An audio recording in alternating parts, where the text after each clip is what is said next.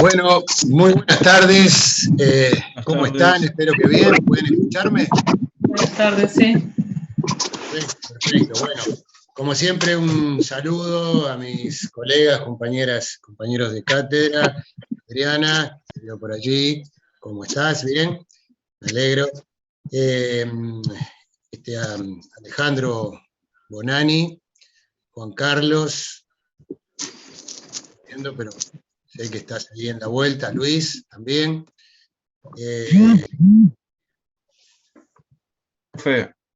Sí, y a los estudiantes, bueno, por supuesto, y a Nancy también, ¿no? Nancy no te veo, pero creo que estás por allí también.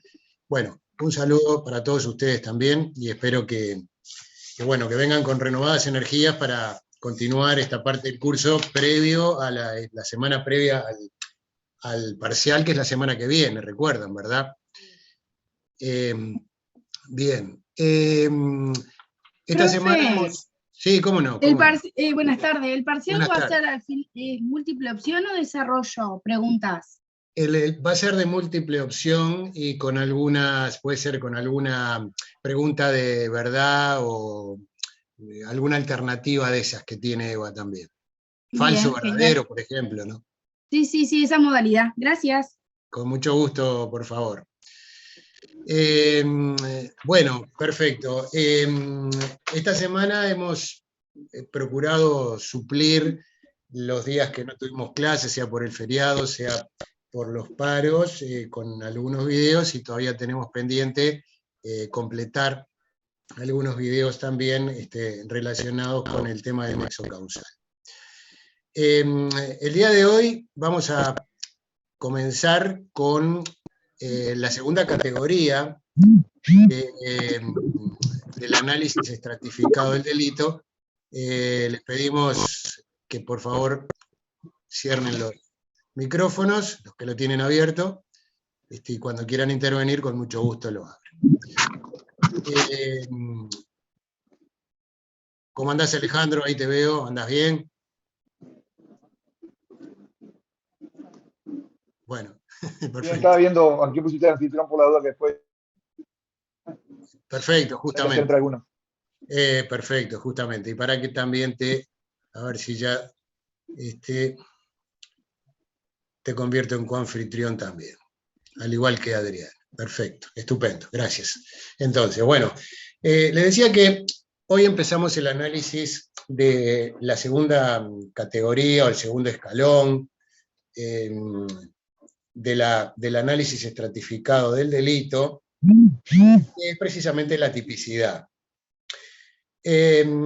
Como ya lo hemos dicho en más de una oportunidad y no nos cansamos de repetirlo, cuando estén enfrentados a un hecho determinado, tienen que preguntarse o formularse algunas preguntas antes de pronunciarse acerca de si esa conducta es o no delictiva. Y recuerden que, obviamente, la primera es preguntarse si ha habido allí una conducta humana, ¿verdad? Es decir, si el resultado o si la consecuencia que están o que tienen de manifiesto es producto de un accionar de una persona, porque puede ocurrir que sea el producto de fuerza física, algo irresistible, de fuerza mayor, y por lo tanto, al no estar comprometido una acción humana, entonces allí abortamos directamente el análisis, decimos acá no hay conducta, por lo tanto no hay posibilidad ni necesidad de seguir adelante con el análisis del delito. Pero sí advertimos efectivamente que se involucra a una persona previo al resultado. Por ejemplo, se denuncia un delito de estafa y se identifica a la persona. Lo segundo que tenemos que ver allí es analizar la tipicidad. Entonces, el análisis de la tipicidad implica varios aspectos. Lo primero es cómo vinculamos a la tipicidad con el ordenamiento jurídico o con nuestro código penal en particular, y ello quizás lo podemos ver a partir de esta referencia que tenemos acá en pantalla, que tiene que ver precisamente con el artículo 1 del Código Penal. ¿Por qué traemos a colación el artículo 1? Porque precisamente esta disposición lo que establece es que es delito toda acción u omisión expresamente previsto en la ley penal. Entonces, por un lado, el legislador nos está diciendo lo que es un delito del punto de vista legal, no del punto de vista dogmático, que sabemos que es acción típica antijurídica y culpable. Pero desde el punto de vista legal, ¿es una acción o es una omisión? Es decir, es una conducta, acción lo asociamos a lo comisivo. Una acción o una conducta comisiva o una conducta omisiva, que está expresamente prevista en la ley.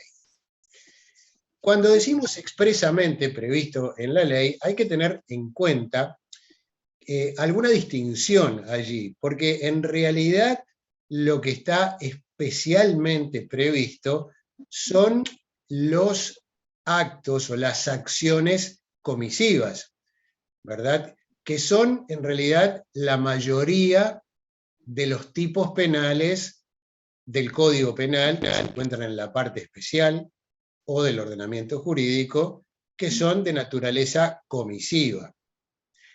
Otros son de naturaleza omisiva y otros son culposos, pero lo culposo es una variante en realidad entre los tipos de acción y de omisión, porque vamos a encontrar que dentro de los tipos comisivos hay comisivos dolosos y hay comisivos culposos, y dentro de los tipos de omisión hay tipos de omisión dolosa y de omisión culposa.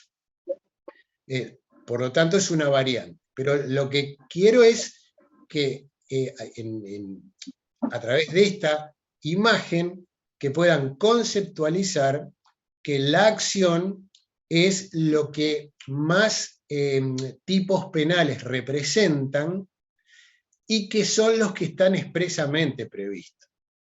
Por ejemplo, cuando el legislador quiso prohibir dar muerte, creó el tipo penal de homicidio en el artículo 310.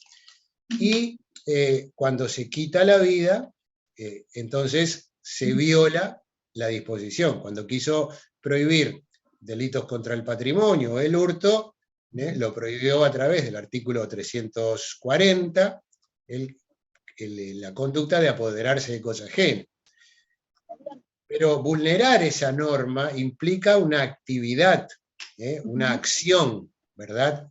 Que es lo que está especialmente previsto. Ahora, los delitos omisivos, en realidad, no están especialmente previstos, o por lo menos no lo están de la manera que están los delitos comisivos.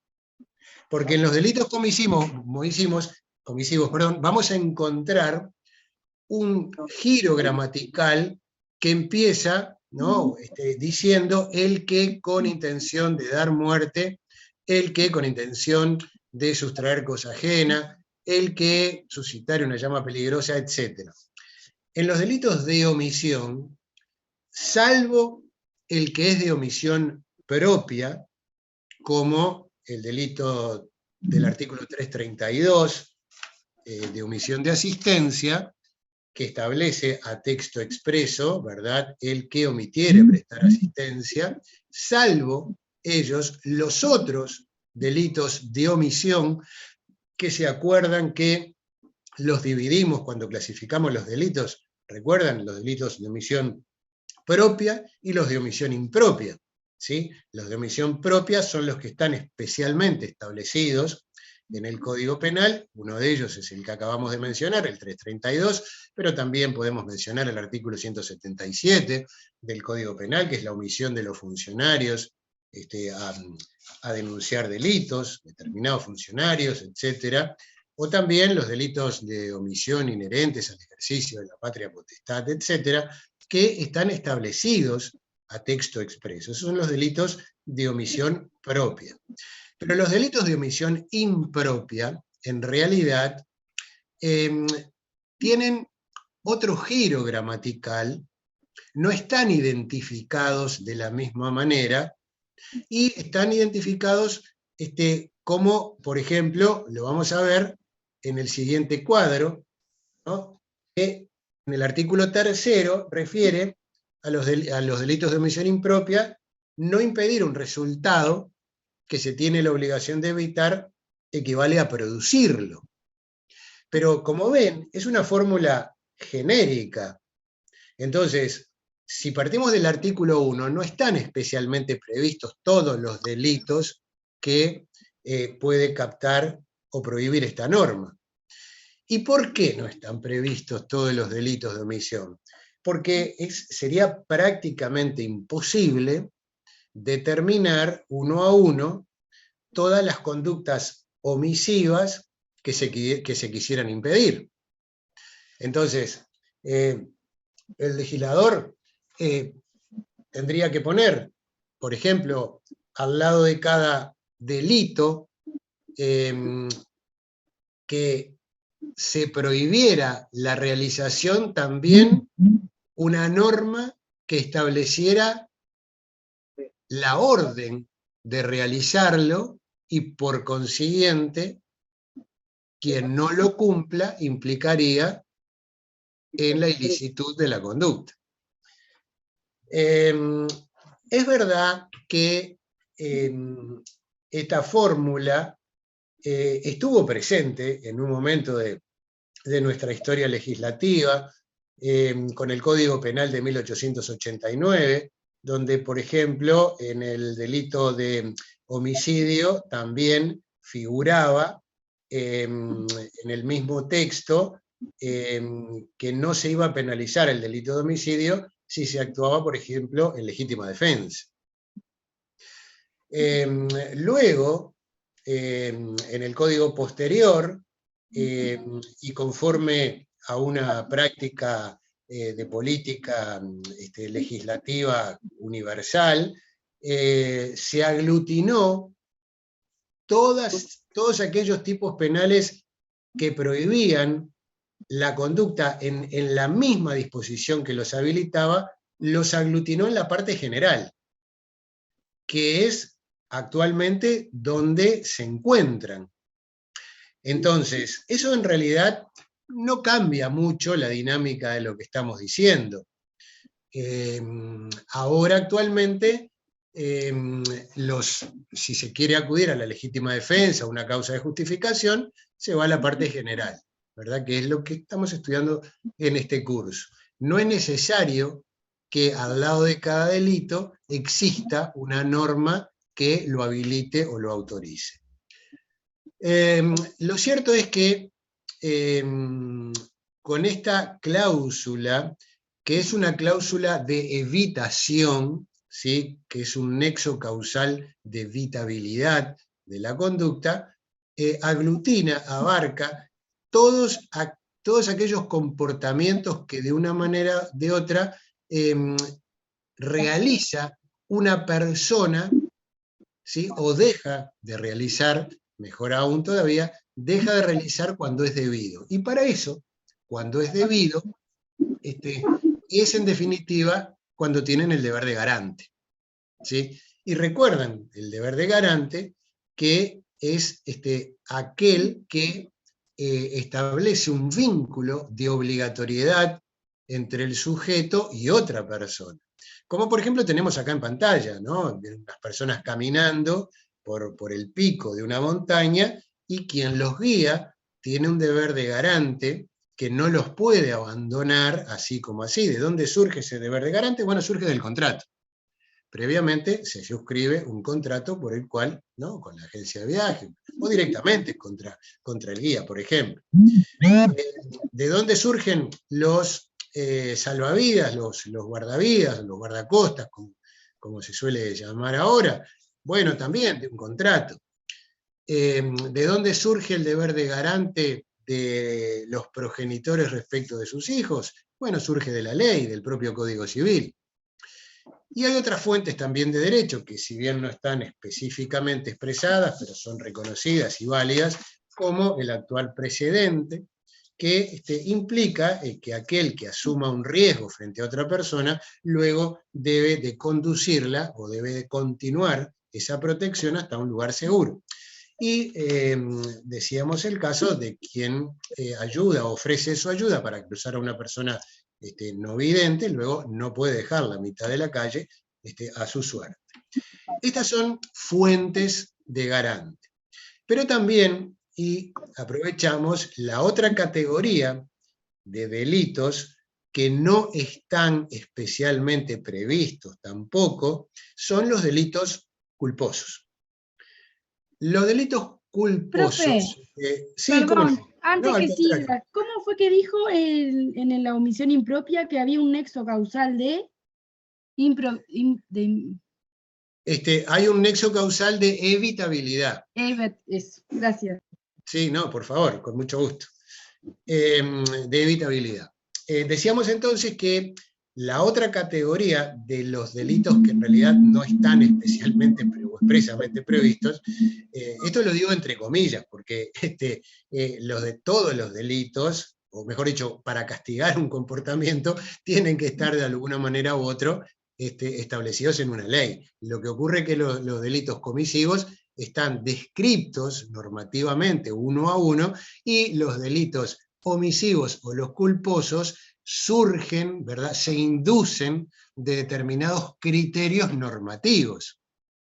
Uno de esos criterios normativos, como decíamos, es el artículo 3 de los delitos omisivos, y en los delitos culposos surge del criterio general establecido en el artículo 18, que lo tenemos acá en pantalla, ¿verdad? Entonces, el hecho se considera culpable y lo describe.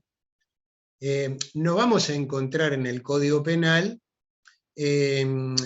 cada tipo culposo con la correspondiente sanción.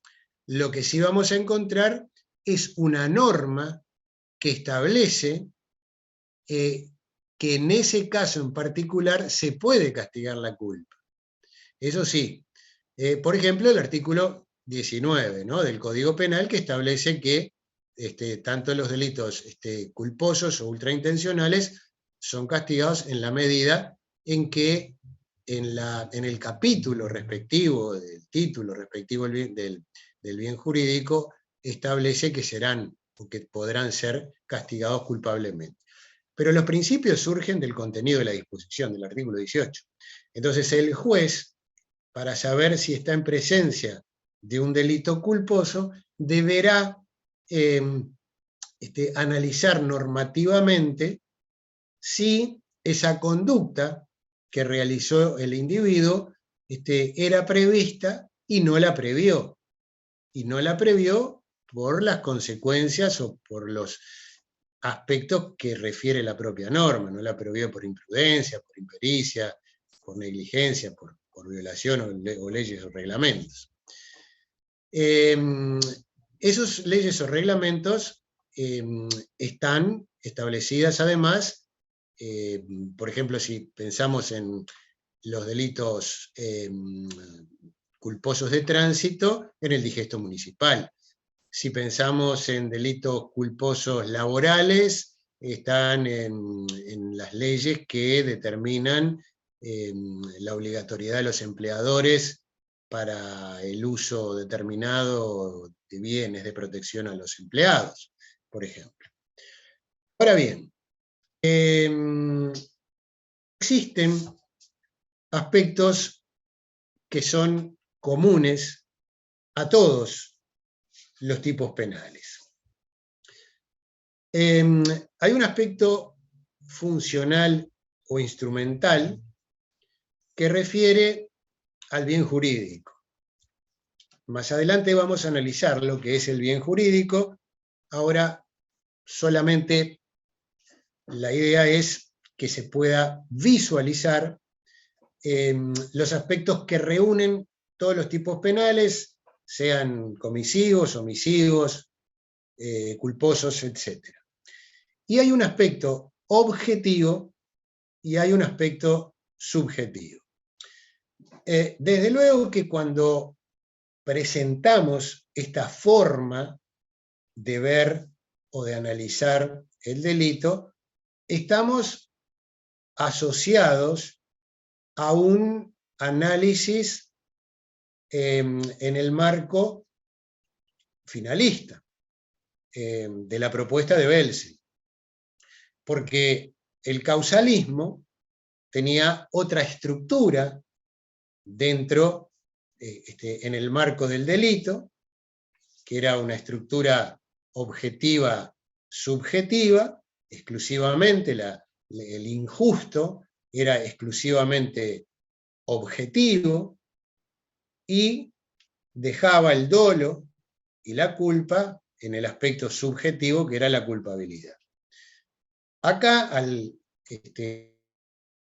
luego, con el advenimiento del finalismo, como ustedes recordarán, hubo cambios en la estructura, particularmente en la estructura del tipo, que se modificó, se cambió el dolo y la culpa de la culpa para el tipo, y que se creó un tipo, un aspecto objetivo, que va a reunir todos los comportamientos externos, y un tipo subjetivo que va a individualizar los aspectos internos del individuo, o sea, el dolo o la culpa. Y también luego le vamos a tener que agregar en nuestro ordenamiento jurídico la ultraintención. Entonces, ¿hay alguna cuestión vinculada al lenguaje que también es importante poder destacarlo? ¿Qué es la diferencia, en definitiva, entre lo que tenemos acá en pantalla? Es decir, tipo, tipicidad, juicio de tipicidad. El tipo en sí es la descripción normativa pura y simple. Es decir, lo que el legislador estableció cuando creó determinado delito, que se orientó y se planteó qué es lo que quería evitar o qué es lo que quería motivar a la gente para que no realizara tal conducta. Entonces lo tradujo en un texto que pasa a ser el texto del tipo, el contenido de la figura penal. Es puramente la descripción normativa. Es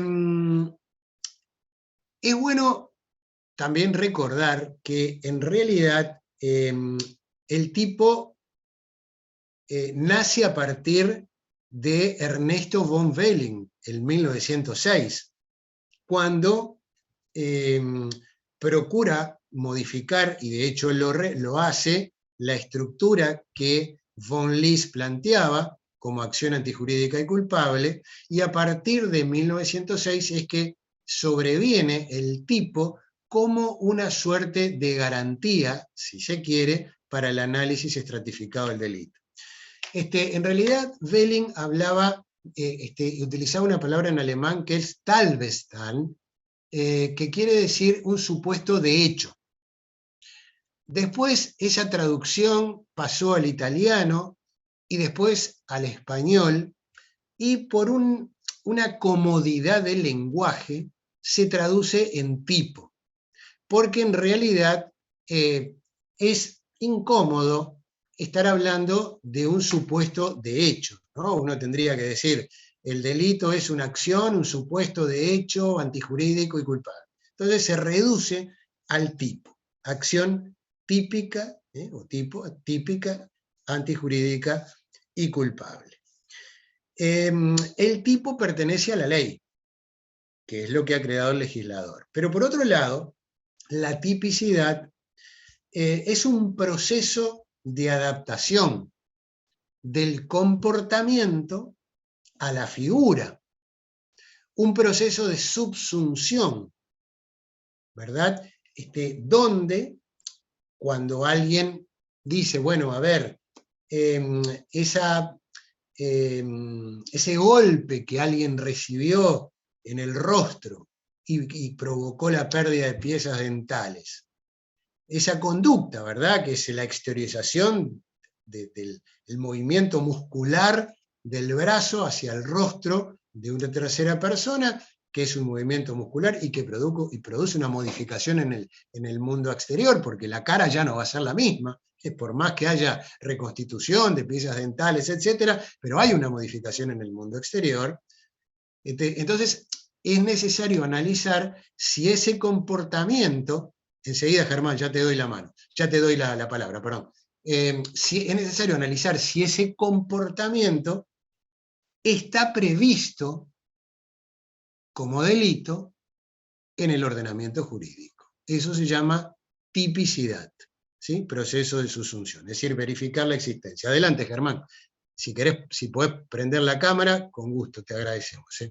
¿Qué tal, profe? Buenas tardes para ti y para los compañeros. Hoy no me doy el lujo de prender la cámara porque no me encuentro en mi casa, pero te voy a consultar, profe. En el caso del tipo que me estabas hablando tú, no sé si estoy bien o no, pero quiero saber si se permite, por lo que tengo entendido, no se va a permitir entonces usar leyes análogas, porque si no, sería ser errado a lo que está, a la definición en sí, ¿no? Sí, es correctísimo, Germán, es así, tal cual. Precisamente, una de las funciones del tipo es una función de garantía. Garantía en el sentido que solo se va a poder penalizar aquellas conductas que están prohibidas, exclusivamente. Por lo tanto, se excluye la analogía ¿qué implica la analogía? O mejor dicho, ¿qué implica la analogía? Pregunta, ¿qué implica la analogía? Bueno, implica el poder penalizar conductas similares. Para el ordenamiento jurídico uruguayo, para el ordenamiento jurídico contemporáneo, liberal, en un Estado democrático, en un Estado de Derecho, la analogía no está permitida. Muy amable, profesor, gracias. No, con mucho gusto, por favor. Buena tu pregunta, Germán. Bajá la mano, así no te vuelvo a nombrar ahí. Bueno, y decíamos entonces que la otra actividad, juicio de tipicidad, implica allí un juicio de valoración, porque no es suficiente con que haya un tipo penal, es decir, una descripción de un comportamiento castigado con una pena, y tampoco es suficiente que una conducta encaje, ¿sí?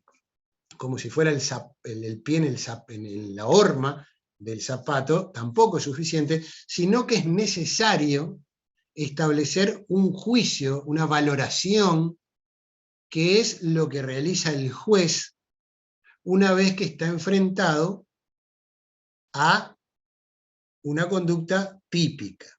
¿Por qué? Porque es necesario comprobar si esa conducta no está, por ejemplo, autorizada por el derecho y por lo tanto allí no se continúa el análisis estratificado. Eso es un juicio de tipicidad. Por lo tanto es como una escala distinta, diferencias entre tipo, tipicidad y juicio de tipicidad, por ejemplo. Pregunta esa de exámenes, generalmente. Bien. Tenemos así todo lo que tiene que ver con también las relaciones, los vínculos, entre lo que es la tipicidad y la antijuridicidad.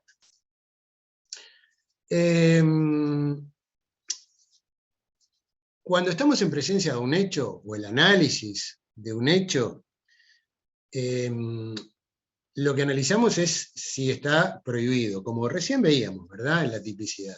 Y luego analizamos si está autorizado. ¿Sí?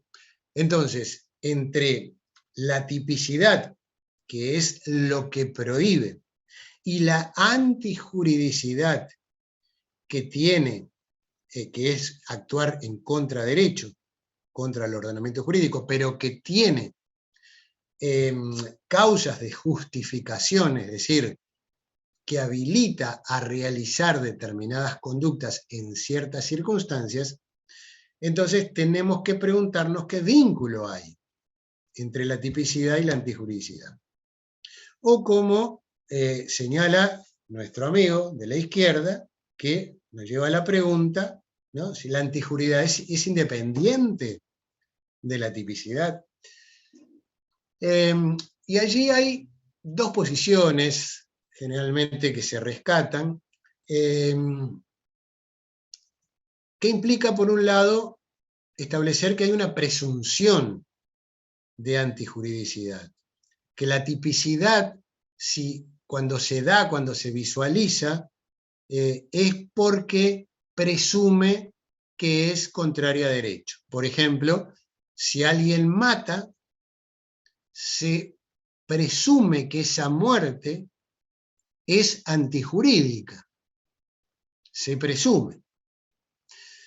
Pero por otro lado, también es verdad que esa presunción es fácil de hacer caer de alguna forma, porque es suficiente con cotejar luego la antijuridicidad y revisar si no estaba autorizada. Por ejemplo, si alguien que dio muerte lo hizo en el marco de la legítima defensa.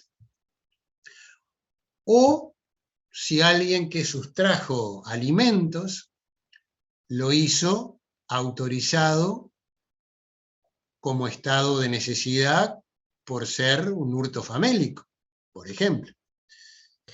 Oh, profesor, disculpe, sí. ¿y No, un cirujano? Un cirujano.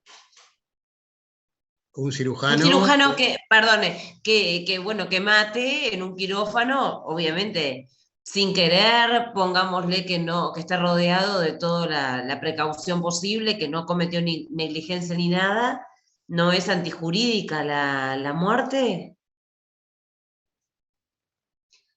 Bueno, habría que determinar cuál fue el motivo de la muerte, porque hay situaciones en las que el deceso se produce como una consecuencia natural del riesgo que el paciente asume al momento de ser intervenido quirúrgicamente, ¿no? Por algo hacen firmar una constancia y una aceptación previamente. Hay cursos causales que el cirujano, el equipo médico, no lo puede evitar. El cirujano, como cualquier otro profesional, como ustedes el día de mañana, que van a ser profesionales en el ejercicio del derecho, tienen una obligación de medio, pero no una obligación de resultado. El cirujano no tiene la obligación de comprometerse a obtener un resultado positivo en una intervención. Tiene la obligación de actuar con la pericia necesaria para evitar el resultado de muerte o un resultado, qué sé yo, de amputación o lo que fuera, pero no un resultado de medio. Por lo tanto, Georgina, en el caso que tú estás planteando, habría que analizar en el marco del nexo causal cuál fue el motivo por el cual se produce esa muerte. Entonces, a la pregunta que tú formulás, yo te debo decir, no necesariamente tiene que ser responsable, no necesariamente. Sí lo puede ser si se admite una negligencia, porque lo que hablábamos recién en el artículo 18 del Código Penal, que hablaba de negligencia, imprudencia e impericia. Y la impericia precisamente está relacionado al ejercicio profesional. Entonces puede ser un imperito, un cirujano, si pide que le entreguen un instrumento diferente al que necesita para ese momento precisamente de la intervención. Puede ser imperito. ¿Satisfizo con la respuesta, Georgina? Bien, perfecto, perfecto. Raúl, adelante. Sí, buenas tardes. Siguiendo con el ámbito profesional, los profesionales tienen una obligación de medio y no de resultado, más allá de lo que usted colocaba anteriormente, de la impericia y todo eso. Sí, correcto. Bien. Correcto, sí, todo eso. ¿Me permitís un aporte, José? Sí, por supuesto, Alejandro, por supuesto que sí. Porque justo estuvieron preguntando alumnos ahí. El tema es el siguiente. Que no se viole la lex artis en el caso del médico, que no haga algo inapropiado, algo que no podía ignorar o que no debía ignorar, porque ahí sí incurre, es imperito el médico, puede salvar la responsabilidad. Es verdad que en muchos casos el cirujano u otros profesionales en distintas áreas hay operaciones de riesgo. De hecho, aprovecho la oportunidad, yo me acabo de hacer una operación de riesgo. Ahora, hay cosas que el médico no puede ni debe ignorar. Si las ignora o realiza actos inapropiados, colocar un catéter inapropiado en un lugar inapropiado, que terminan desembocando en el fallecimiento del paciente, por más que hayamos firmado, cosa que yo tuve que hacer para ser operado el 3 de agosto, un consentimiento informado, podrá salvar su responsabilidad civil. Generalmente tiene seguro porque tengo varios amigos médicos. Ahora, la responsabilidad penal, ¿sí? Generalmente, igual, muchachos, siempre se determina a través de los peritos médicos auxiliares del Poder Judicial del Instituto Técnico Forense, que establecieron si no hubo omisión, negligencia, impericia, imprudencia, que está dentro del concepto de culpa previsto en el artículo 18. Porque está ahí. Así como los profesionales podemos incurrir en la violación de la lex artis, hay que ver qué es lo que omitimos en algunos casos, si fuimos negligentes, en otros fuimos imprudentes, en otros fuimos imperitos. Porque en la impericia es la que no pueden incurrir los médicos, cuando se olvidan de hacer algo que no digan. Ejemplo, el anestesista, a uno cuando lo van a operar le preguntan 800 veces, el internista, el traumatólogo, en mi caso, todo, es alérgico, 400 veces. El anestesista que te vuelve a preguntar antes de intermeter, tiene que ir a... ¿Sos alérgico a la anestesia? Si tú le dices que sos alérgico, igual te da la anestesia, marchó el anestesista, perdónenme para ser gráfico, incurrió en responsabilidad penal, porque ahí él no debía ni impedía. Está la información, él está, y además el paciente, antes de que lo duerman, dice, yo soy alérgico a la anestesia, de tal tipo de la cierta medicación. Entonces, no es que se libren de responsabilidad porque yo les firmé el consentimiento informado, porque además, dentro de lo que no debe ni puede ignorar, es en leer la historia clínica y saber si el paciente, ejemplo, si es diabético, no es mi caso, si es asmático o si es alérgico a determinada medicación. Si es alérgico a determinada medicación y además me preguntó, y a pesar de que me preguntó, fue y me dio esa medicación, no se salva, muchachos. No se salva de la responsabilidad penal.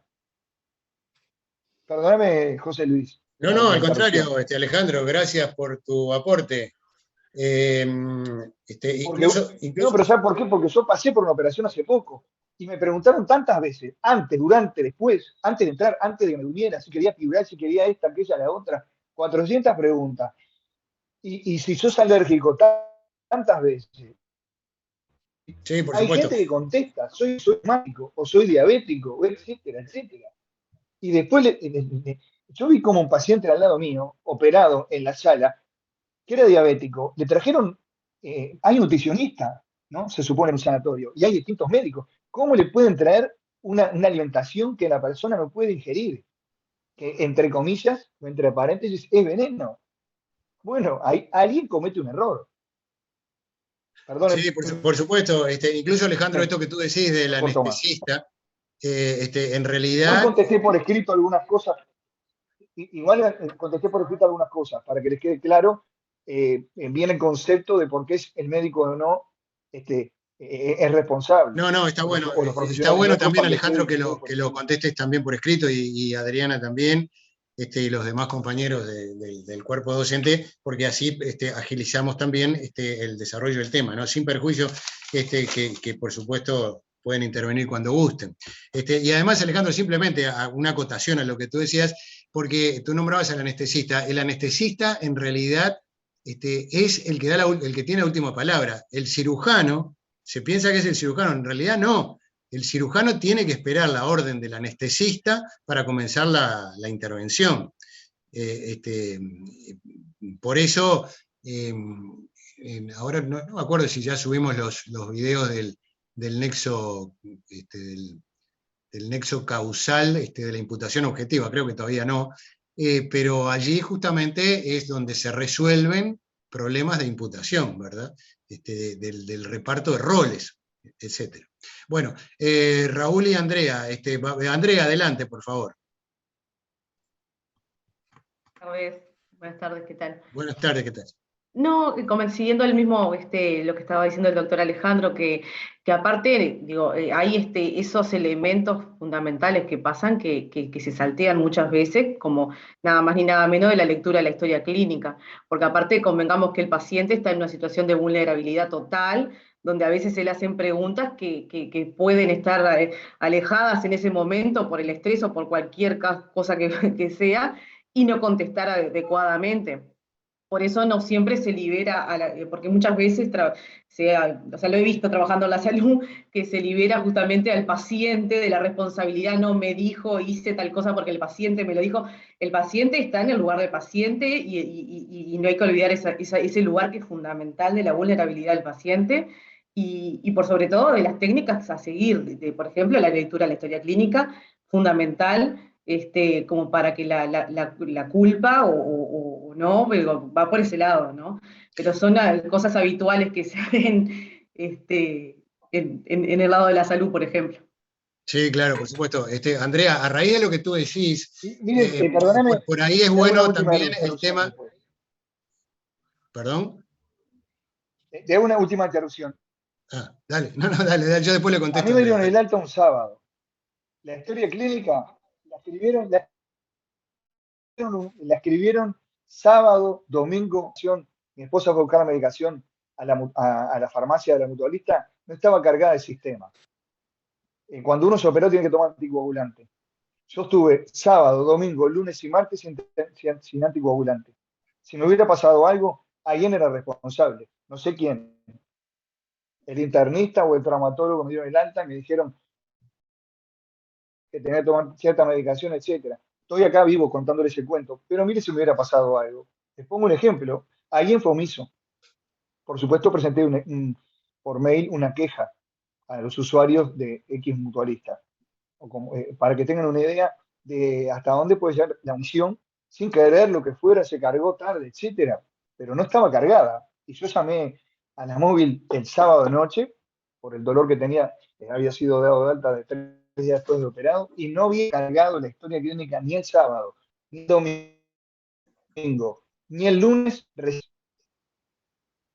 Por suerte yo cuento el cuento. Quizás otros no lo hubieran contado. Bueno, felizmente que sea así, Alejandro. Y respecto a lo que tú decías, y también lo que decía Andrea, quizás es un buen momento para tener en cuenta lo que en algún momento hacíamos referencia al funcionalismo, particularmente lo que planteaba Gunder Yakov, que para resolver determinados problemas o problemas colectivos es importante determinar los roles que cada uno asume, porque particularmente en lo que tiene que ver con la salud, con los equipos, que son equipos médicos, cada uno asume allí un rol determinado. Entonces, en función de la identificación del rol y de lo debido que se espera que cada uno cumpla con su rol, entonces es allí donde se pueden adjudicar las determinadas responsabilidades. Sobre todo porque vivimos en una sociedad donde es necesario el principio de confianza. Uno confía en que el otro que está a su lado va a hacer lo que tiene que hacer, por ejemplo. Bien, Raúl, adelante. No, con respecto a la práctica estrictamente de la profesión, entramos en un tecnicismo que obviamente nosotros operadores jurídicos o futuros operadores jurídicos vamos a necesitar el apoyo de un profesional médico. Colocaba ahí un compañero de la alergia y lo que planteaba el docente, que está bien. Un cirujano, un anestesista me va a preguntar 10.000 veces, no soy alérgico a la anestesia, a la lidocaína, pero tal vez, ¿no? Yo no comparto con el compañero que colocó que uno no es alérgico a la primera situación, sino que el cuerpo va a generar anticuerpos. Y el hecho concreto es que yo precisamente tuve un primer contacto con la lidocaína y en ese sentido no fui alérgico. Ahora, a la segunda vez sí el cuerpo generó anticuerpos, puede ser alérgico, y yo no tengo por qué conocer, ¿no? Debería ser el profesional decir, mirá, yo me operé y no tuve dificultad, pero a esta segunda vez puede generar, es decir, entramos en un tecnicismo. He participado de algunas charlas principalmente de docente en lo civil, que hay veces que se gana en lo civil y en lo penal no, y muchas veces menciona el corporativismo médico que hay, y menciona el cooperativismo médico, porque, es decir, el mismo profesional va a dar un fallo en contra del otro profesional que mañana puede estar en la misma situación. Es decir, es una línea muy delgada, muy fina, sin duda, que tenemos que tener presente nosotros para estos casos puntuales que usted hablaba de la impericia y todo eso, ¿verdad? Sin duda alguna, sin duda alguna. Es una cuestión que nosotros desde la óptica, desde el derecho penal, hay que poder identificar las conductas, y lo que estamos analizando es precisamente herramientas para determinar la responsabilidad o no. Pablo, adelante. Buenas tardes para todos. No, es interesante porque el tema es el límite. Esto de que en los bloques quirúrgicos se pregunte muchas veces las mismas preguntas, y a veces hasta los usuarios se sienten incómodos porque la respuesta es, pero ustedes no leyeron, o ustedes no hicieron tal cosa, no hicieron tal otra, surge por un problema que hubo en Inglaterra, donde la mujer de un piloto de avión es ingresada a un bloque quirúrgico para tener familia, y muere. Y muere porque no estaba estipulado un montón de pasos a seguir en cuanto a la admisión del paciente. Estoy hablando de 1980, por ahí, no recuerdo bien la fecha. Y de ahí se saca lo que es el checklist, que es una lista de verificación de que sea la persona correcta. Sí. Al igual que cuando analizamos acá en penal que el delito para ser imputable necesita tener a la persona correcta, porque pudo haber sido un hecho, pero si no, vos no tenés a la persona correcta a quien imputaba el delito, o sea, el delito se pudo haber efectuado, pero no es la que tiene que llevar la culpa.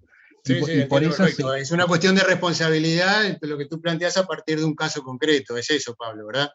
Claro, más allá de eso, si vas a hacer una alergia, el mejor lugar es un bloque quirúrgico. Bueno, está bien. Estás rodeado de médicos, ¿no? No, y porque tenés todo porque el problema de la alergia es que el principal problema de la alergia es el shock anafiláctico, y el shock anafiláctico es la oclusión. Están preparados para ventilar el paciente. Lo quirúrgico está preparado para ventilar un paciente. Estamos preparados para ventilar el paciente de todas las formas habidas y por haber, desde hacer una traqueotomía, intubar y todo lo demás. Pero está bueno. Está bueno las precisiones que están haciendo. Lo que quiero es tratar de relacionar todas estas intervenciones que ustedes tienen con el tipo penal, ¿verdad? Porque hay otra cosa que se habla mucho, y un compañero mencionó del corporativismo médico.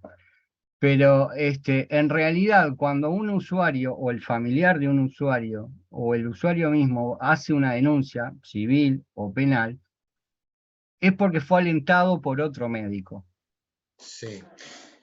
Bueno, puede ser, Pablo. Yo lo que te invito es, en todo caso, a poder centralizar la intervención en algún aspecto puntual o en alguna pregunta, porque de esa manera, porque mirá, es muy interesante lo que tú decís. Lo que ocurre que si todos vamos a plantear distintas hipótesis que se dan en los colectivos médicos o en los colectivos que refieren al tránsito o en otros problemas, capaz que nos alejamos del sentido de la clase, que lo que yo quiero es transmitirles hoy los conceptos y los contenidos de la tipicidad. Por eso te reitero, es bienvenido toda intervención, pero capaz que cada intervención ajustarla a algo preciso, cosa de poder darle una dinámica. ¿Te parece? Sí, Pablo. No, sí, perdón. No, al contrario. Disculpen todo. No pasa nada. Bueno, justamente, miren, yo les decía que esa presunción que se da, en algunos casos es fácil de poder cuestionarla, ¿verdad? Y por otro lado, hay otra posición que sostiene que en realidad la tipicidad es la esencia de la antijuridicidad, porque no tiene sentido preguntarse si algo es antijurídico si antes no fue típico. Por ejemplo, no tiene sentido preguntarse si es posible transitar por determinada calle cuando el transitar por la calle no está prohibido. Por lo tanto, esta otra postura, bueno, sostiene allí lo contrario. Hay una tercera, incluso, posición que entiende que la tipicidad es totalmente independiente, no tiene nada que ver con la antijuridicidad que actuará en su momento en virtud de los correctivos. Y también la otra posición que refiere a lo que se llama los elementos negativos del tipo, que es precisamente aquellos aspectos están vinculados a las causas de justificación que niegan el tipo. Negar el tipo es decir, esa conducta te la niego porque por este lado está autorizada. Entonces, en realidad es también una posición intermedia, si se quiere, entre la postura que vincula la tipicidad y la antijuridicidad como si fuera un bloque. Creo que hay fundamentos como para marcar diferencias y como para sostener incluso que la tipicidad tiene vida propia y es distinta que la antijuridicidad, sobre todo porque la antijuridicidad en realidad no es algo exclusivamente vinculado a lo penal. Existe antijuridicidad de otras normas del ordenamiento jurídico, hay antijuridicidad en materia administrativa, hay antijuridicidad en materia laboral, cuando no se cumplen los contratos de trabajo, etc. Hay antijuridicidad, desde luego, en materia civil, ni que hablar. Es todo lo que luego dará lugar a lo que se llama un tipo conglobante, pero eso lo veremos ahí más adelante. Y en la próxima PowerPoint vamos a ver, sí, adelante María. María Cristina. Sí, disculpe, para repasar porque no me quedó del todo claro, hay dos posiciones marcadas, ¿verdad? La primera es que es la presunción de antijuridicidad, sí, ¿no? Que se supone que toda acción es contraria a derecho. Sí. Pero ¿y la segunda postura cuál sería? ¿La contraria entonces?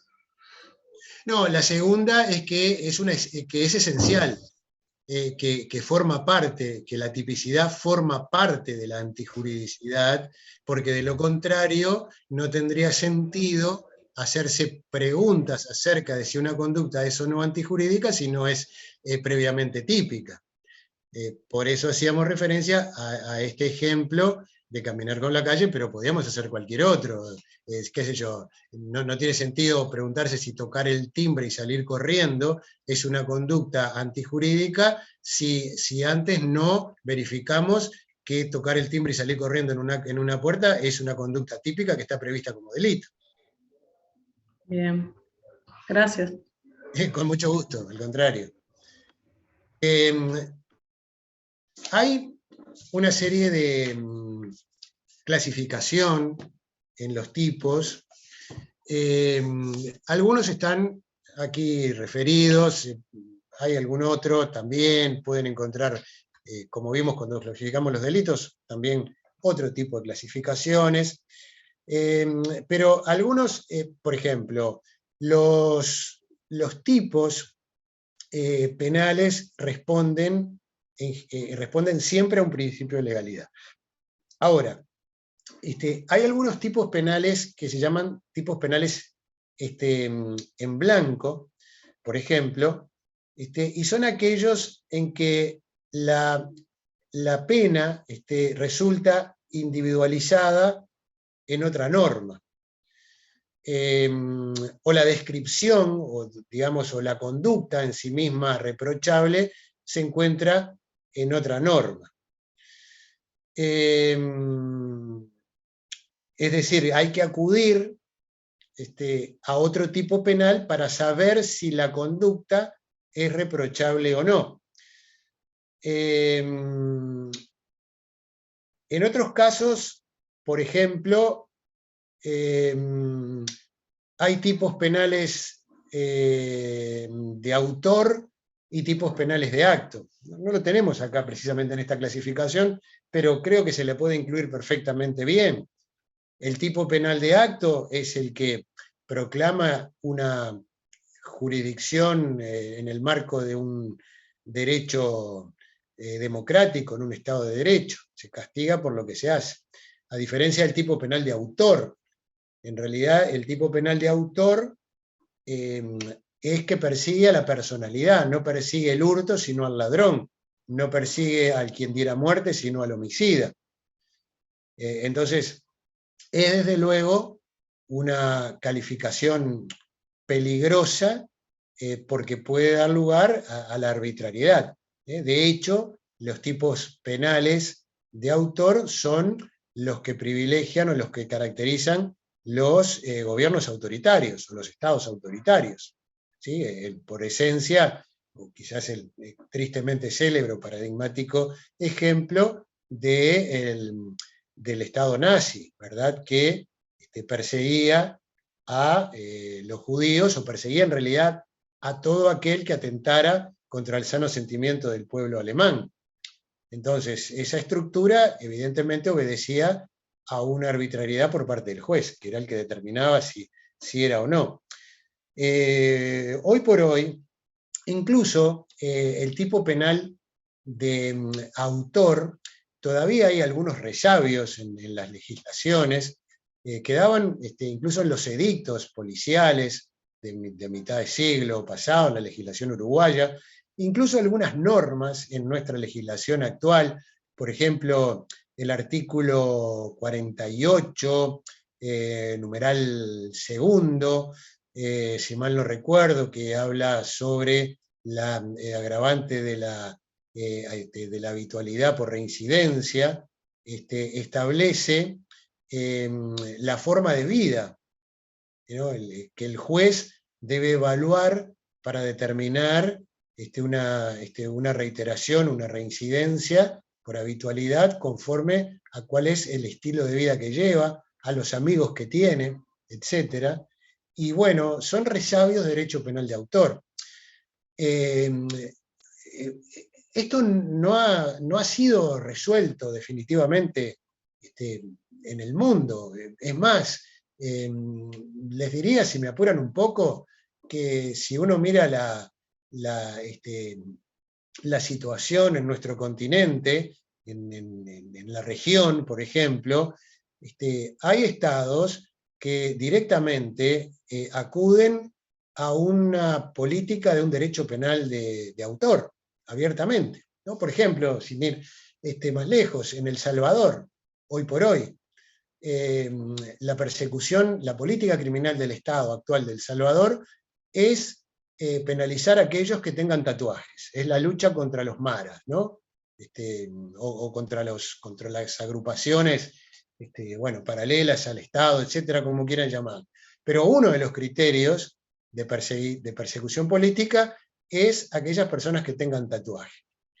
Entonces, no se les encarcela por lo que han hecho, sino que se les encarcela porque el tatuaje reivindica la asociación o la integración a determinados núcleos sociales. Entonces, como se persigue a determinados, a las maras, que son grupos delictivos, sociales, entonces estamos en presencia de un derecho penal de autor. Como ejemplo, ¿verdad? Podría decir. Hay también los tipos abiertos, por ejemplo, que son aquellos donde se deja en manos del juez determinar cuál es, en definitiva, la conducta punible. Generalmente los tipos culposos son tipos abiertos, donde es necesario un análisis normativo, ¿verdad?, que lo cierra el juez con ese juicio de tipicidad, abierto a la interpretación del juez.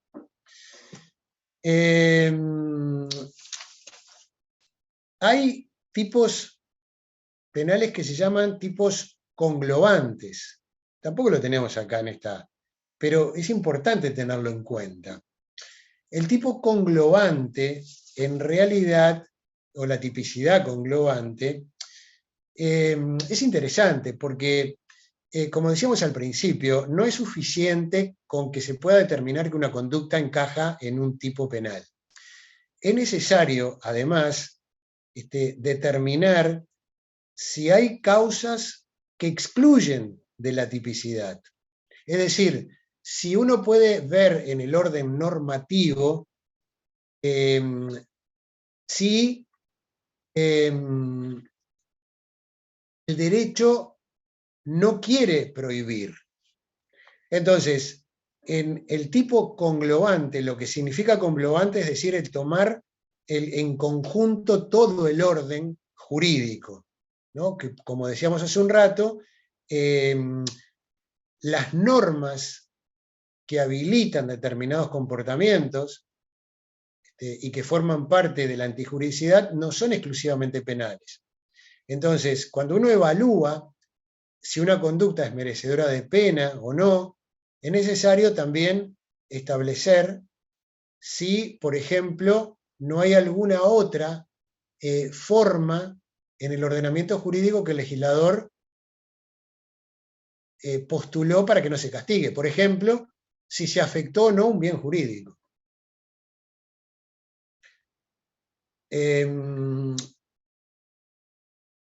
Una conducta puede a priori considerarse como que encaja, supongamos, en el delito de hurto, cuando se sustrae cosa ajena, pero no es suficiente con establecer eso para individualizar luego la penalidad. Es necesario establecer, por ejemplo, si esa sustracción de cosa ajena vulneró el bien jurídico tutelado. Creo que en alguna oportunidad hicimos referencia a que si alguien sustrae una papa frita del McDonald's, desde el punto de vista técnico puede encajar en la figura del hurto, porque es apropiación de cosa ajena, pero desde el punto de vista precisamente de la tipicidad, no podemos considerar que esa conducta sea reprochable porque una papa frita no va a afectar el patrimonio. de una empresa como McDonald's. Por otro lado, también podemos analizar dentro del marco de la tipicidad conglobante aquellas acciones que obran en cumplimiento de un deber. Por ejemplo, cuando un policía detiene a una persona, esa detención en realidad es una privación de libertad. La privación de libertad está prohibida, pero lo que ocurre es que como el policía actúa en el marco del cumplimiento de la ley, porque es su función, entonces enerva la antijuridicidad de esa conducta. En general, ¿verdad? Porque hay quienes entienden que no enerva la antijuridicidad porque es una cuestión del tipo. Pero bueno. Profesor. Sí, cómo no. Perdón, una pregunta. En el caso de, porque me recordó lo del policía, ¿no? En el caso de un accidente en moto, la persona se cae, el policía llega, se fija si está bien o mal, lo sube a la ambulancia y le prohíbe, la persona no está alcoholizada, le hicieron todo, no tiene nada, simplemente se le fue la moto, y le prohibieron usar el celular en el móvil hasta llevarlo a la policlínica cercana. ¿Eso está bien? A ver si yo te entendí. Tú me decís que una persona estaba alcoholizada y la... No estaba alcoholizada. Iba en la moto y se cayó. Ah, se cayó porque se cayó, punto. Claro. Cayó. ¿Qué pasó? Y llegó la ambulancia y lo trasladaron. Lo trasladó la policía a la policlínica, pero no le permitió usar el celular y se quebró el tobillo y se le torció la pierna, fue grave, y no le permitieron hasta no estar en la policlínica usar el celular, cosa que a mí personalmente me parece que es abuso de autoridad, me parece.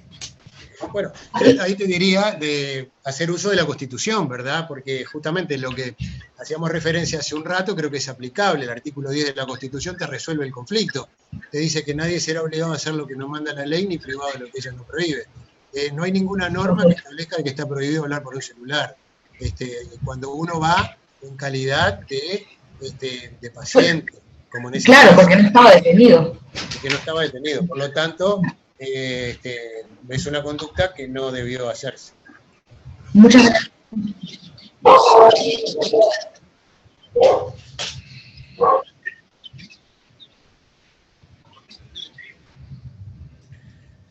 Sí, bueno, se manejan. Hay ciertos protocolos allí, ¿verdad? Aquí la compañera que trabaja en la salud, capaz que trabaja en la salud por ser enfermera o algo por el estilo, a lo mejor puede ser, si es que es enfermera, no lo sé, pero hay protocolos de actuación que sí, a veces no se cumplen 100%, pero porque no están preparados tampoco. También es cierto que los funcionarios policiales en muchas circunstancias están capacitados para un manejo previo de asistencia sanitaria, ¿verdad? Particularmente lo que tiene que ver con la asistencia de los partos, por ejemplo. Pero bueno, claro. Raúl, adelante. Gracias. Con mucho gusto.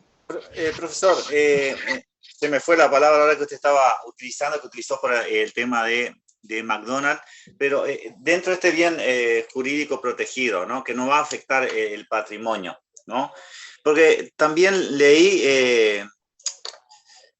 en base a que está bien, capaz que tuve intención de tomar la papa frita, pero y no lo hice o la agarré, pero como no salió nunca de la esfera jurídica de McDonald's, no sería tal así, porque todo ese marco teórico del control que tiene el dueño de la papa frita, porque hay también toda una exposición sobre la esfera jurídica que yo no sé si enmarca lo que usted mencionó recién. No, son cosas distintas, Raúl, porque una cosa es si el delito se realiza en forma consumada o en forma tentada. Si uno lo llevara a un extremo y entendiera que la sustracción de una papa frita es un delito, bueno, desde el momento en que se la come, por ejemplo, es un delito de hurto consumado. Si toma la papa frita y sale corriendo y lo detienen en la esquina, es un delito de hurto de una papa frita en forma tentada. Lo cual es inadmisible, ¿no? Una lectura. Pero eso es una cosa, es decir, analizarlo durante el proceso de ejecución, y otra cosa es analizarlo desde el punto de vista formal, objetivo, el análisis que un jurista debe hacer de la conducta emergente. En ese caso, y lo llevamos al tema de la tipicidad, no hay afectación al bien jurídico y por lo tanto ahí se termina el análisis estratificado del delito, se termina en el marco de la tipicidad. Hay que tener presente si hay afectación o no de bien jurídico. Exactamente, Raúl, Bien, ese es el punto, es fundamental ese punto.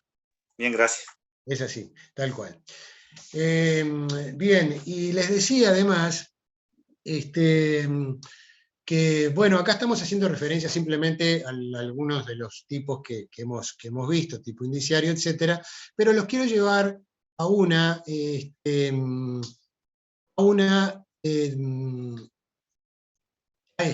esta disposición, a esta imagen que refiere a el análisis de la tipicidad o del tipo.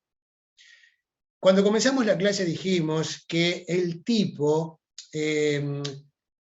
tiene o se divide en tipo activo o tipo omisivo, y también en tipo culposo. Lo que vamos a analizar, bueno, ya a partir de la clase que viene, porque ya nos están quedando unos pocos minutos en esta, algo vamos a avanzar, lo que vamos a analizar es el tipo activo doloso y el tipo activo culposo.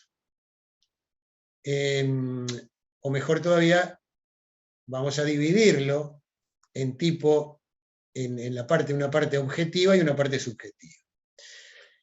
Y en esta imagen lo que tienen es cuál es la estructura del tipo penal, donde vamos a encontrar una parte objetiva siempre, que como decíamos es el aspecto externo, y va a identificar a los sujetos activo y pasivo, algo vimos cuando vimos la clasificación, va a identificar la conducta, es decir, la acción del sujeto a partir del verbo nuclear.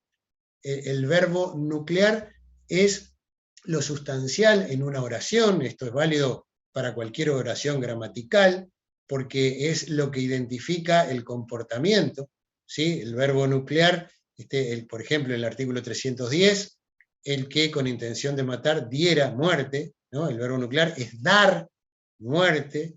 Entonces, de acuerdo al desarrollo del verbo nuclear, uno va a poder determinar si ese delito de homicidio, en este ejemplo, es consumado, o si comenzó el proceso de ejecución, pero todavía no dio muerte, porque fue frenado antes, entonces va a ser un delito de homicidio en grado de tentativa, el verbo nuclear. Pero también otros aspectos vinculados al objeto material o personal. Yo ahora se los estoy diciendo en forma genérica, vamos a analizar cada uno de ellos. Lo que sí me interesa es que puedan quedarse con la visión de que el tipo penal tiene una parte objetiva y una subjetiva. Esto me preocupa y nos preocupa particularmente en la cátedra, porque en algunas mesas de exámenes o en algunas preguntas de escrito hemos formulado esta pregunta, precisamente cómo se compone, cómo se estructura el tipo objetivo, y hemos encontrado que no lo saben decir muchas veces. Ojalá nadie vaya a un examen, que vaya al examen, ¿verdad? Pero bueno, se los marco como algo muy importante, porque de acuerdo a la estructura y de acuerdo al contenido de lo que conozcan, va también a poder ayudar para resolver los casos. ¿Sí? Esto es una cuestión 100% tecnicismo jurídico puro. Por eso, cuando al principio del curso uno dice, bueno, ¿qué es delito? ¿No? Si alguien le dispara a otro y lo mata, si eso es delito, no. Un momentito, porque hay que transitar por toda una serie de contenidos para recién después saber. Bueno, este es un contenido más. El contenido de la parte objetiva que describe lo externo del sujeto, donde también se debe incluir circunstancias que son alternativas, es decir, que a veces se dan y que a veces no se dan, como circunstancias de modo, o tiempo, o lugar.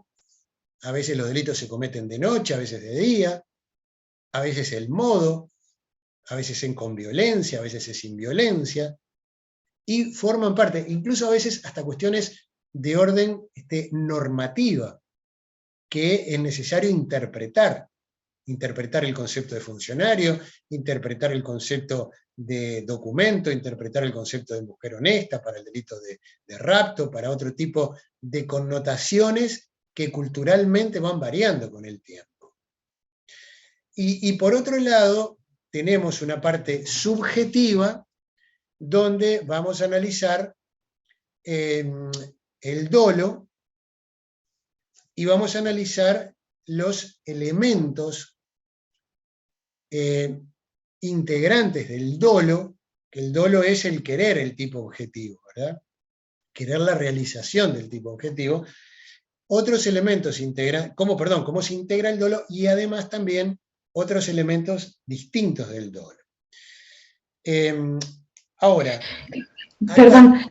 Sí, cómo no. ¿Sí? Perdón, disculpe. El dolo sería querer realizarlo, querer matar, o querer robar, la intención. Exactamente, exactamente. El dolo implica la intención. Gracias. La intención ajustada al resultado, ¿verdad? De lo que uno quiere. Muchas gracias. No, por favor, hay una clase entera de dolo, o por lo menos una buena parte de ella. Y lo que acá, como ustedes quizás pueden apreciar, no figura el bien jurídico. ¿Por qué? Porque dijimos al principio que el bien jurídico transversaliza todos los delitos. En todos hay un bien jurídico. Entonces va de suyo que en la parte objetiva también va el bien jurídico. Pero respecto del bien jurídico, hay allí varios aspectos que vamos a desarrollar, y como adelanto simplemente, nos tenemos que preguntar en qué consiste el bien jurídico. Vamos a ver allí la posición de Birbau, de Binding, la posición de Roxin, la posición de Zaffaroni. También nos vamos a preguntar si la moral es un bien jurídico, y vamos a individualizar cuáles son las funciones del bien jurídico. Porque todo esto que hacíamos referencia a la papa frita del McDonald's, etcétera, bueno, tiene que ver precisamente con la afectación a ese bien jurídico. Entonces, a modo de resumen, porque ya estamos en hora, lo importante es que en esta segunda categoría del análisis estratificado del concepto de delito, nos encontramos con que el tipo cumple una función de garantía, responde al principio de legalidad, y que solamente puede perseguirse punitivamente, reprocharse un comportamiento que esté descrito. Pero no es suficiente con que esté descrito, es decir, que haya tipicidad, sino que es necesario realizar un juicio de tipicidad para concluir que no existe ninguna causa de justificación, que esa conducta encaja perfectamente en la descripción típica, normativa, en la figura, y que se puede seguir adelante. Y que además el tipo tiene una serie de clasificación, de los cuales algunos hemos hecho referencia, otros vamos a continuar haciendo referencia más adelante. Como siempre, dejo un espacio por si alguien desea formular una pregunta o alguna reflexión. Encantado. Los chicos, José Luis, los Sí, cómo chicos no. quieren saber hasta dónde va, cuál es el tema final del parcial, o sea, hasta dónde llegamos para el Sí, parcial, hasta dónde bien, estudian. perfecto. Hasta tipicidad seguro. Lo que vamos a ver es cuánto de la tipicidad, pero seguramente vaya todo. Entre el jueves vamos a tratar de redondear este aspecto de la tipicidad, la parte objetiva, y de la parte subjetiva. Y veremos allí, porque claro, la tipicidad abarca otros aspectos como la teoría del error, etcétera, que es difícil que lo podamos abarcar ya. Pero a todo lo que hemos visto, es decir, evolución de la teoría del delito, los distintos sistemas, causalismo, finalismo, etcétera, la acción, el nexo causal, y ahora también la tipicidad. Eso es lo que va a ir para el parcial, donde se suma, y gracias Adriana por la precisión, donde también les quiero decir que se suma lo que son la ausencia de acción, que esto no lo hemos desarrollado en los videos de acción, pero está sí en la bibliografía, y en realidad es fácilmente entendible, y no reviste mayor complicidad los casos de ausencia mayor, como la fuerza física irresistible, etcétera, o estados de inconsciencia, que de alguna manera lo hemos tratado de introducir en alguna otra clase, pero también va los casos de ausencia de acción. Profesor, Una consulta. ay, perdón.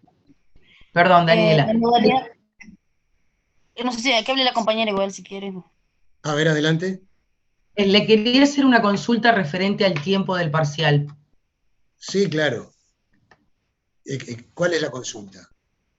No, el tiempo. Perdone que le consulto esto porque la verdad que el año pasado en penal tuve una mala experiencia, que eran 15 minutos y si apostamos al pienso me parecía que no era lo lógico, ¿no? 15 minutos para 12 preguntas, y por eso quería saber si era la modalidad de esta materia. Sí, no, mira, Daniela, en este caso en particular, en principio te diría que van a ser 30 minutos y posiblemente sean 24 preguntas. ¿Sí? Bueno, ahora, de modalidad de penal. Sí. Que se ve que es la modalidad de penal. No, pero en realidad, pedagógicamente, está estudiado el tiempo por cada pregunta. Entonces, la cuestión no es si son 12 preguntas y 15 minutos, o si son 8 preguntas y 10 minutos. La cuestión es cómo está formulada la pregunta, eso, como para que tú no pierdas tiempo en la lectura. Porque obviamente... No, el problema, no, eso me parece perfecto, porque a veces no tienen coherencia las preguntas formuladas y a uno le cuesta entender. Sí, bueno, es todo un desafío, desde luego, ¿verdad? Es una dinámica particular, sin duda alguna. Claro, la pregunta redactada de una forma llana. Ah, perdón, Georgina. Abonando a lo que vos decías y a lo que decía el profesor, claro, redactadas no tramposamente, ¿no? Porque si no uno pierde el tiempo en eso, en descifrar la pregunta y... No va a haber trampas, y además todas las preguntas que hacemos siempre están vinculadas a lo que se ha dado. No hay sorpresas, no hay golpes bajos. Entonces, tampoco hay grandes lecturas. Usted no tiene que perder 1 minuto y medio leyendo la primera para después otro 1 minuto y medio leyendo la segunda. Son cuestiones muy sintéticas, que están previstos porque el que conoce el tema, el que leyó un tema, es suficiente. La verdad, no debe ser una complicación. No debería ser. Y además... No, es verdad lo que dice Georgina. Sí, a veces se complejiza por cómo están redactadas, porque hay cierta trampa. Sí, por supuesto. No está bueno. No, por supuesto. Perdón, profesor, la pregunta. No, al contrario, Daniela, está perfecto. Además, sinceramente, para sumar. Por supuesto que sí. Además, sinceramente, este primer parcial también todos son importantes, pero este primer parcial es importante porque de acuerdo a la reglamentación, tienen que sacar de 3 para arriba para poder tener la posibilidad de exonerar el resto del curso. Seguir adelante. Entonces, bueno, queremos que todos superen eso y más, ¿verdad? Desde luego. ¿Alguien más tenía una pregunta por allí? ¿No? Me pareció a mí entonces. Bueno, perfecto. Bueno, si no, entonces, si no hay más preguntas, damos por finalizada la clase de hoy. Gracias, profesor. Profe, disculpe la molestia, ¿puedo hacerle una pregunta? Sí, claro, por supuesto. No, en realidad es respecto al anterior parcial. Porque, por ejemplo, en mi caso, yo lo que eran las respuestas escritas redactadas estaban bien, pero como no estaban redactadas exactamente como la suya, me pusieron como que estaba mal. No sé bien. Cerraste el micrófono. Bueno, pero te entendí, Laura. Perdón, no me di cuenta. Que no sabía bien, en mi caso, por ejemplo, había redactado bien, pero me figuraba mal la respuesta, por más que fuera correcta. Entonces mi consulta es cómo va a ser el tema de la corrección. Sé que somos muchos y que es difícil el tema de corregirlos a todos. No, la corrección es automática, Laura. Tú terminás el parcial y a los 5 segundos podés ver los resultados. Sí, no, digo de las respuestas redactadas. Las de desarrollo, cuando hacen un trabajo, una propuesta de desarrollo. Pero este va a ser múltiple opción, ¿no? Bueno, pero en este escrito no vamos a hacer preguntas de desarrollo. Ah, ok. Gracias. No, por favor, de nada. En otro capaz que sí, pero acá no. Bueno, Gracias, les deseamos profe. una buena jornada, que terminen bien el día de hoy. Nos estamos reencontrando el próximo jueves.